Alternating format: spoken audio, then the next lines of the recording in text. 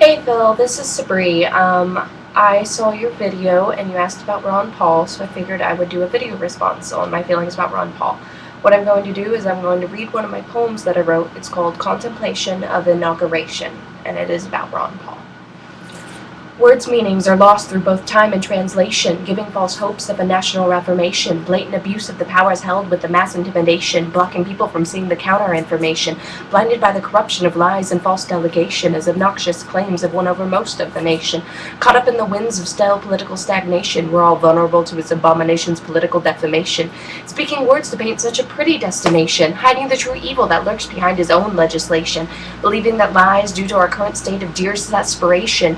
We take the bait as candidate feeds to our feeble nation, forgetting that it is he who signed up for this political registration, nothing more than another drone spun through the fires of inflation, a political pawn in the game of national election, speaking words that have been perfected through prior preparation. Masses never seeing through his words of grand invitation, calling blasphemy to all that dare to speak out against his delegation. In our own idiocracy, we spin ourselves into eternal damnation due to the fact that we never once asked for confirmation, stuck in the constant wave of false secure sensation, never exceeding their intelligence or political estimation. Hellfires of the world that has long since been lost in translation, forever caught up in it unless we stand against his legislation. Legislation thought of a man of questionable moral qualification, a man believing in abolishing legislation to stop pollution, speaking out against its provable harmful implication. Desire to amend the Federal Water Pollution Control Act in this nation, never once stopping to think of this hazardous implication, wanting to repeal the Soil and Water Act of Conservation, along with amending the Clean Air Act and sheer moral corruption, believing in offshore drilling and no taxation on oil production, desperate to mine on federal lands despite reasoning for conservation, building more oil refineries in this nation is this man's recommendation. He is an enemy to the natural world and its attempt at restoration. This is not simply a fool's outlook or stipulation. The facts lie deep within our own contemplation. Within the candidate's past is where you find the documentation. These were not simply a one-time transgression. He claimed that it is to your rights he protects in the declaration, that he is simply protecting them through this harmful experimentation. Do you not see the stupidity behind this argumentation? This man deserves not any of our people's validation, for he is not our salvation, but instead our corrupt desolation. Hazardous to the natural world and our system of education, he is a fool shown in the lights of false illumination. Privatization of all that is around, including our education, against the Pell Grants or any federally funded operation. The lower class will be driven in desperation and alienation. There shall be no means for our own mental inflation. No longer shall we receive help as we're growing a youthful nation. Instead, he sends us to an inescapable form of damnation. Both the present and the past shows his multitude of corruption. Present day he wants to send us into condemnation. Past statements and events show that his opposition to church and state separation, a man gone mad by the political powers of stipulation and proclamation. Wake up and smell the corruption, you sheeps of a nation. This man is not the answer, nor is he our country's salvation. Political reasoning driven by the religious incantation and explanation is the epitome of a conservative Christian fueled by biblical recommendation. Discrimination against those of the LGBTQ community and supporting population.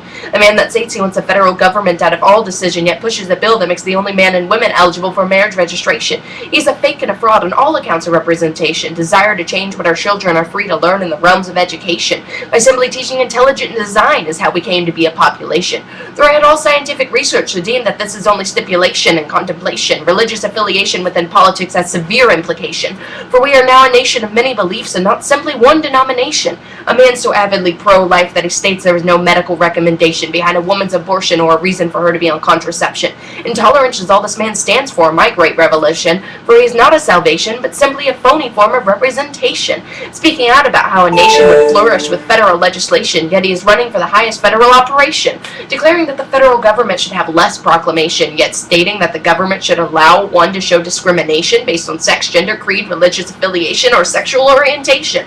That is absurd, and yet the man stands by this statement of moral corruption. Passing on the reins of the people sounds good in theory and recommendation, but the people are not ready for such documentation. The nation would go to hell in the hands of bigotry and corruption, stating that the U.S. funds should not go to UN Peacemaking Corporation or even being a member of the UN in any form of legislation. He's leading us down a path of severe isolation and agonizing alienation. The world already sees us not as a powerhouse but a house of corruption. This would be yet another act to prove this information, declaring that the gun law should be abolished and there should be no restriction on ownership of semi-automatic weaponry seems good in temptation. But had any of you truly thought through the implication? Desire to allow guns in all places would simply due to our fear of argumentation. If he has any if he has his way, the whole nation shall hold a gun in preparation. The man is not our country's salvation, but instead our country's final damnation. Another candidate has been brainwashed the masses of this once great nation. You have become nothing but sheeps lost in translation. Do you hold no speculation or stipulation of this man's delegation? Do you not see what the implication would be of his legislation? It is in my own desperation that I plead through alliteration. This man should not see the light of election, or God forsake the inauguration. He does not hold the qualification nor the validation. He is nothing more than another drone of society stuck on the totem of validation. We must come together as a nation in revelation in order to stop this candidate from continuing his intimidation. Do not believe the lies that he spreads, for he is nothing more than a political inflation. Do not give in to the temptation of believing those words of salvation.